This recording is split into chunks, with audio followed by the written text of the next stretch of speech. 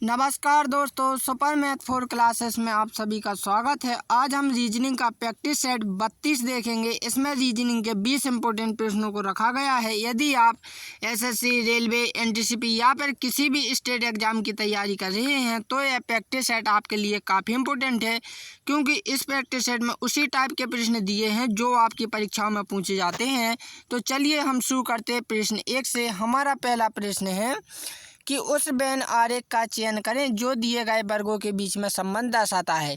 तो हमारे पास फूल, गुलाब और पीले, ये क्या 3 शब्द दिए गए हैं। तो हमें इनमें क्या बताना है कि ये एक दूसरे से किस प्रकार से संबंधित हैं, यानी रिलेशन में है।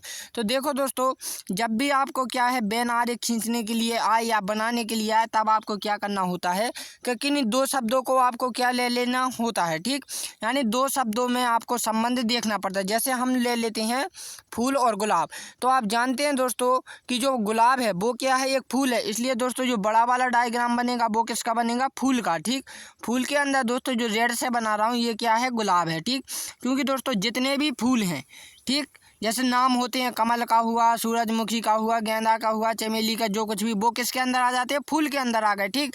अब बचा हमारा पीला। तो पीला का संबंध दोस्तों आपको फूल से भी देखना है और किससे, गुलाब से भी देखना है। तो देखो दोस्तों, आप सभी जानते हैं कि जो गुलाब हैं तो कुछ गुलाब क्या होते हैं दोस्तों, पीले भी देखे होंगे आपने, ठीक। और कुछ फूल ऐसे भी होते हैं दोस्तों जो पीले होते हैं, ठीक। तो इसके हिसाब से दोस्तों ये वाला इसका ऐसा आंसर आ जाएगा, ठीक। तो दोस्तों इसका जो राइट आंसर होगा वो हो जाएगा ऑप्शन बी, कि कुछ दोस्तों जो गुलाब के फूल हैं वो भी पीले होते हैं और कुछ जो फूल होते हैं दोस्तों वो भी पीले ही होते हैं। जैसे कि दोस्तों हम फूल की बात करें, सूरजमुखी, और पीले आपने गुलाब देखे ही होंगे, ठीक। तो दोस्तों मुझे उम्मीद है कि आप इस क्वेश्चन को अच्छे से समझ गए होंगे। तो दोस्तों ये जो क्वेश्चन आएगा आपका वेन आरेख यानी वेन डायग्राम के टॉपिक से लिया जाता है, ठीक। नेक्स्ट क्वेश्चन, यदि संडे को 63 लिखा जाता है तो ट्यूसडे को क्या लिखा जाएगा। तो दोस्तों बहुत ही इंपॉर्टेंट सवाल है। इस क्वेश्चन को सबसे सरल भी माना जाता है और सबसे कठिन भी माना जाता है, क्योंकि दोस्तों यदि आपने इसमें ज़्यादा दिमाग लगाया तो उलझल जाएंगे हम, ठीक।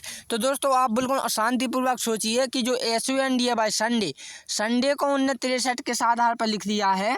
तो आप देख सकते हैं दोस्तों SUNDA बाई संडे में दोस्तों आपके देख सकते हैं 6 लेटर हैं। उनने कुछ नहीं किया, 6 का स्क्वायर कर दिया है, कितने होगा 36, और 36 में क्रॉसिंग में, यानी कि दोस्तों संख्याओं को पलट दिया है। जैसे 6 आगे ले आए हैं और 3 को पीछे ले दिया, ठीक।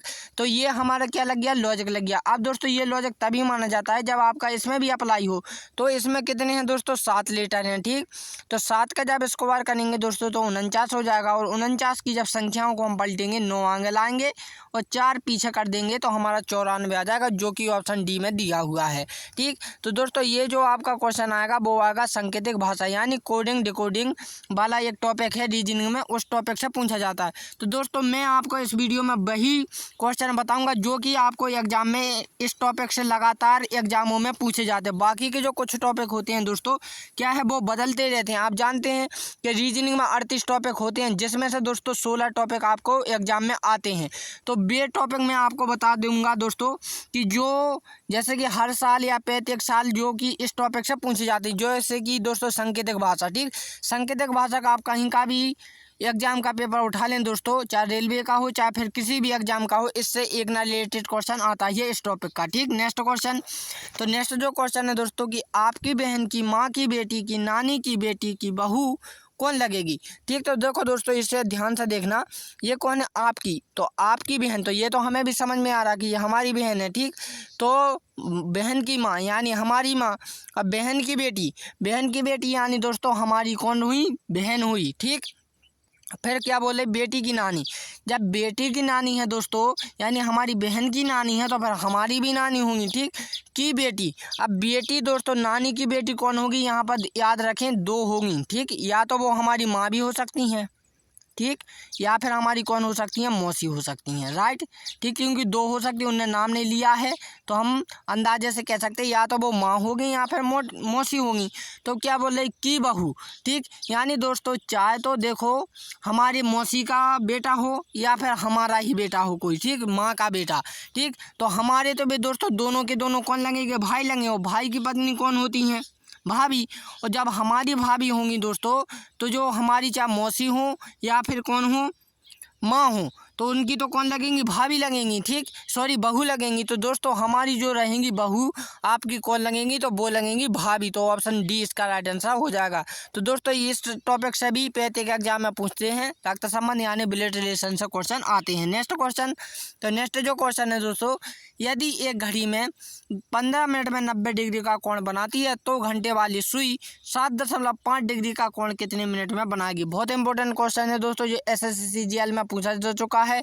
मैं ये क्वेश्चन को लगभग 3 प्रैक्टिस सेट में रिपीट कर चुका हूँ, ठीक, क्योंकि ये इंपॉर्टेंट क्वेश्चन है। तो देखो दोस्तों इसमें कुछ नहीं करना है, आपको सिंपल पता होना चाहिए कि जो घड़ी में होता है 1 मिनट में 60 डिग्री का कोण बनाती है, ठीक, 5 मिनट में कितने डिग्री का बनाती है, 30 डिग्री का कोण बनाती है, ठीक, 15 मिनट में 90 डिग्री का कोण बनाती है, और 180 में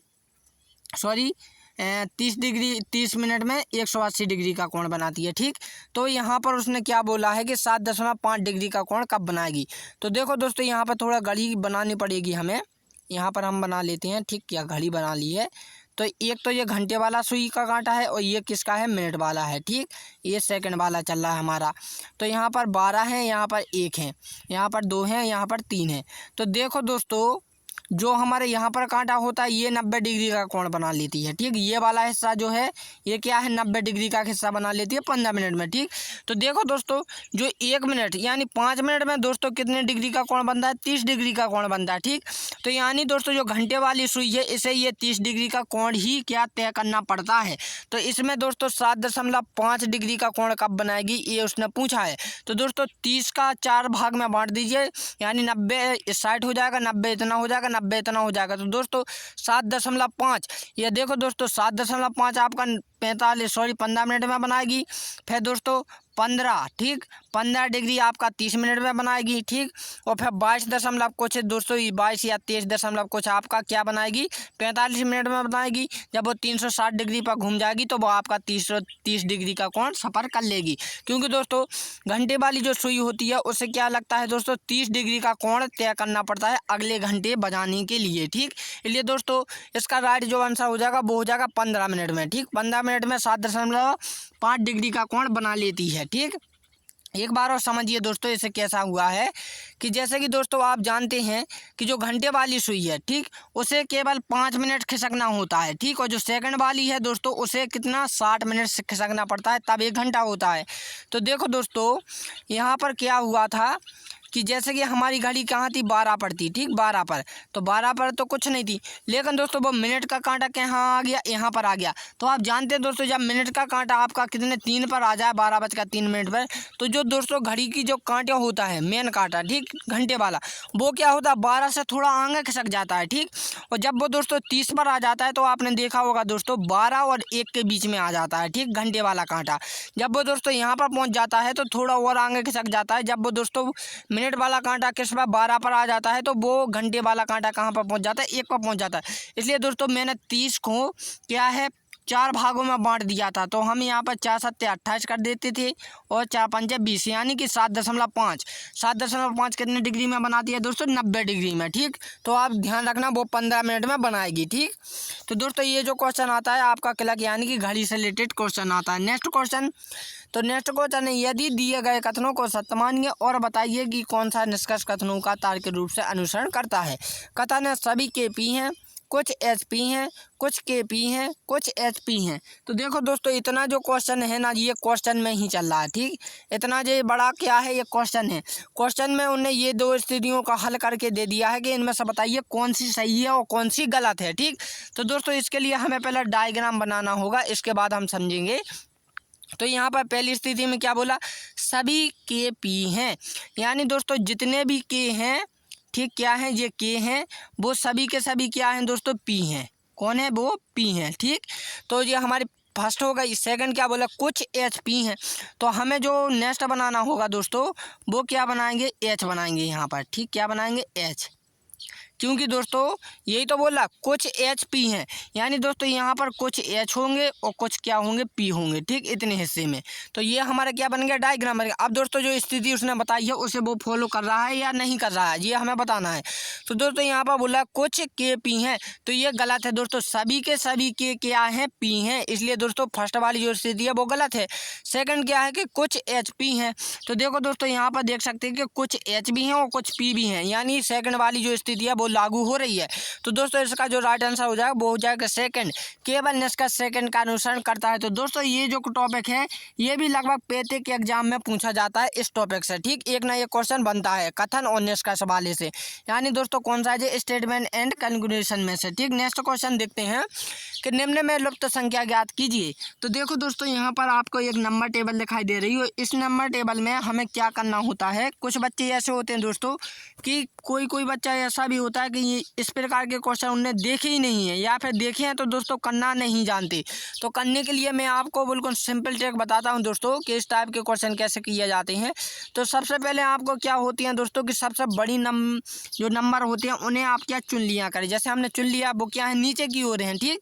अब जो लॉजिक देखना है दोस्तों आपको ऊपर से नीचे की ओर करना है, जैसे कि दोस्तों 3 और 4 में हम क्या कर दें कि वो 21 हो जाए।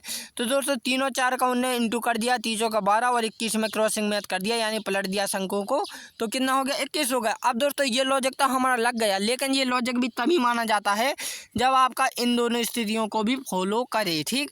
तो 8 दूनी 16, ठीक, 16 को दोस्तों पलटेंगे तो हमारा कितना हो जाएगा, 61 हो जाएगा, ठीक।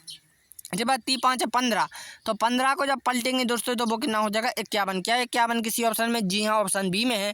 तो दोस्तों जो आपका ये टॉपिक है वो है आव्यूह एवं संख्या सारणी, यानी कि दोस्तों मैट्रिक्स एंड नंबर टेबल।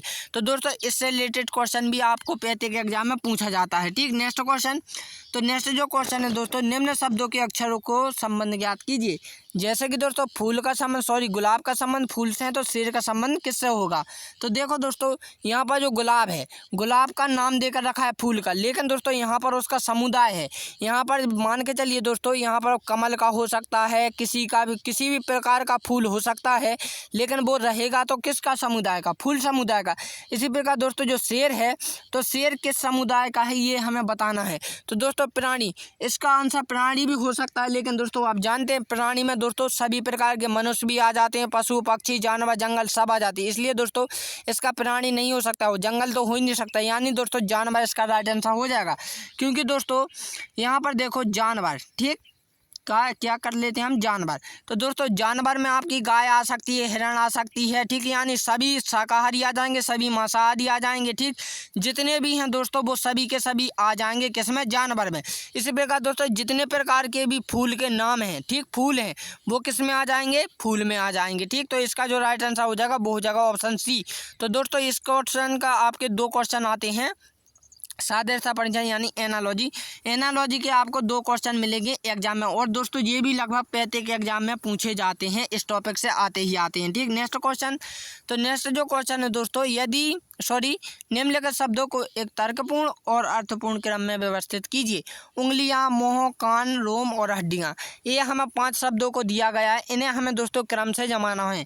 जैसे कि दोस्तों उदाहरण के लिए हम मान लेते हैं, जैसे कि आपने वो देखी होगी डिक्शनरी, ठीक, डिक्शनरी में जो होता है दोस्तों वो क्या अल्फ़ाबेट्स के नाम पर जमी होती हैं मीनिंग, जैसे दोस्तों ए से जेड तक के लिए क्रम से जमी होती है, या फिर दोस्तों कोई भी हम कहानी पढ़ते हैं तो वो शुरू से लेकर एंड तक होती है। इसी प्रकार दोस्तों हमारे पास ये कितने 5 लेटर हैं, इन्हें शुरू से लेकर एंड तक क्या है, जमाना है, यानी छोटे क्रम से बढ़ते क्रम की ओर जमाना है। तो दोस्तों यहाँ पर हमें उंगलियाँ, मुँह, कान और रोम और हड्डियाँ, ये भी दोस्तों 2024 में ही पूछा जा चुका है, तो ध्यान रखें, ठीक। तो देखो दोस्तों यहाँ पर सबसे पहले जो आएगा वो आएगा मुंह, ठीक, उसके बाद क्या आएगा दोस्तों, कान आएगा 30 नंबर का, फिर आएगा दोस्तों उंगलियां, फिर आएगा आपका क्या, हड्डियां, और फिर आएगा रोम। अब कैसे आएगा मैं आपको बताता हूं, ठीक। तो देखो दोस्तों यहाँ पर हुआ क्या है दरअसल कि जैसे कि दोस्तों मुँह है हमारे पास, ठीक, मुँह, तो मुँह कितने होते हैं दोस्तों, सभी का एक मुँह होता है, ठीक। इसी प्रकार दोस्तों जो कान है, तो कान कितने होते हैं, 2 होते हैं, सभी जानते हैं कि हमारे जो कान होते हैं वो 2 होते हैं। और उंगलियां दोस्तों 10 होती हैं, किसी की हालांकि दोस्तों 11-12 भी हो सकती हैं, लेकिन होती तो कितनी हैं, आमतौर पर 10 ही, ठीक। और दोस्तों जो हड्डियाँ होती हैं वो 2 से 6 से कुछ लगभग आगे तक हो सकती हैं, जैसे कुछ बच्चों की होती हैं जाना, ठीक, लेकिन होती तो नहीं है 206, ठीक। इसी प्रकार दोस्तों जो रोम है, तो रोम की तो हम कोई गिनती ही नहीं कर सकते हैं, ठीक, गिनती में नहीं आती, जैसे 1, 2, सवा लाख होती हैं, ठीक, रोम। तो देखो दोस्तों ये दरअसल उनने गिनती के आधार पर क्या है ना क्रम से जमाना था, तो 2, 3, 1, 5, 4 किसी ऑप्शन में है तो नहीं है। अब ये मत लगा देना कि यहाँ पर गलत मिसप्रिंट हो गया, एक की जगह पर 4 होता नहीं। दोस्तों मैं आपको एक चीज़ और बता दूं, देखो आपके इस टाइप के क्वेश्चन 2 विकल्पों में हो सकते हैं। एक तो आपको इसी प्रकार का देखना है, क्या सेम इस प्रकार का देख रहे हैं, जैसे कि यहाँ पर आपने बोला कि एक की जगह पर यहाँ पर 4 हो गया, मिसप्रिंट हो गया, लेकिन ये सही है, ठीक। यानी कि आपको एक तो इस टाइप से देखना होगा और इस टाइप से दोस्तों आपको एक इस टाइप से भी देखना होगा। जैसे कि दोस्तों क्या करना होता है कि देखो वो पलट देते हैं संख्या को, 4 आगे ले आते हैं, 5 पीछे ले गए, फिर 1 पीछे, फिर 3, फिर 2, ठीक। तो आपको इस टाइप से भी आपको ऑप्शनों में देखना होगा, इस चीज़ का आप ध्यान रखें, ठीक। तो इस हिसाब से ऑप्शन सी इसका राइट आंसर हो जाएगा, क्योंकि दोस्तों इससे रिलेटेड तो कोई क्वेश्चन ही नहीं है, ठीक। नेक्स्ट क्वेश्चन, तो निम्न प्रश्न में दिए गए विकल्पों में से असंगत समूह का चयन करें। तो देखो दोस्तों असंगत का मतलब होता है, आप देख सकते हैं कि हमारे पास 4 विकल्प दिए गए हैं, 3 जो विकल्प हैं दोस्तों वो एक से हैं और एक क्या है अगल है, ठीक। तो ये होता असंगत समूह, असंगत बोल सकते हैं या फिर विषम समूह बोल सकते हैं, ठीक। तो हमारे पास 4 कौन से 25, 36, 61 और 81। तो आप देख सकते हैं दोस्तों जो 5 है वो 5 का स्क्वायर होता है, जो 6 है दोस्तों वो 6 का स्क्वायर होता है और 81 है दोस्तों वो 9 का स्क्वायर होता है। लेकिन दोस्तों 61 किसी भी संख्या का स्क्वायर नहीं होता है, इसलिए ऑप्शन सी इसका राइट आंसर हो जाएगा। यानी कि 1, 2 और ये 3 एक से हैं और ये क्या है एक गलत है, इसलिए जो गलत है उस पर हमें टिक लगाना होता है, ठीक। तो दोस्तों ये जो क्वेश्चन आता है शब्दों का वर्गीकरण यानी क्लासिफिकेशन नाम का एक टॉपिक है, इससे भी लगभग पेटेक एग्जाम में पूछा जाता है, ठीक। नेक्स्ट क्वेश्चन, तो नेक्स्ट जो क्वेश्चन है दोस्तों, यदि 30 जनवरी को गुरुवार हो तो 26 फरवरी को क्या होगा। देखो दोस्तों बहुत इंपॉर्टेंट क्वेश्चन है, इसमें क्या पूछा है कि 30 जनवरी को क्या है गुरुवार हो तो 26 फरवरी को क्या होगा। तो देखो दोस्तों इनके बीच का आपको अंतर कर लेना होता है, इनके बीच में जो अंतर है दोस्तों वो कितने का है 4 का है और गुरुवार में 4 प्लस कर दीजिए दोस्तों, तो गुरुवार के क्या आएगा शुक्रवार आएगा, शुक्रवार के बाद शनिवार आएगा, शनिवार के बाद रविवार आएगा, रविवार के बाद क्या आएगा सोमवार आएगा। तो ऑप्शन ए इसका राइट आंसर हो जाएगा। तो दोस्तों ये जो क्वेश्चन आएगा आपका कैलेंडर से आएगा, ठीक। नेक्स्ट क्वेश्चन, तो नेक्स्ट क्वेश्चन है दोस्तों नीचे दिए गए श्रृंखला श्रेणी को पूर्ण कीजिए। तो दोस्तों इस क्वेश्चन को आप मुझे कमेंट करके बताएंगे। तो दोस्तों अब हम मिलते हैं अपने अगले सेट में, तब के लिए जय हिंद, जय भारत।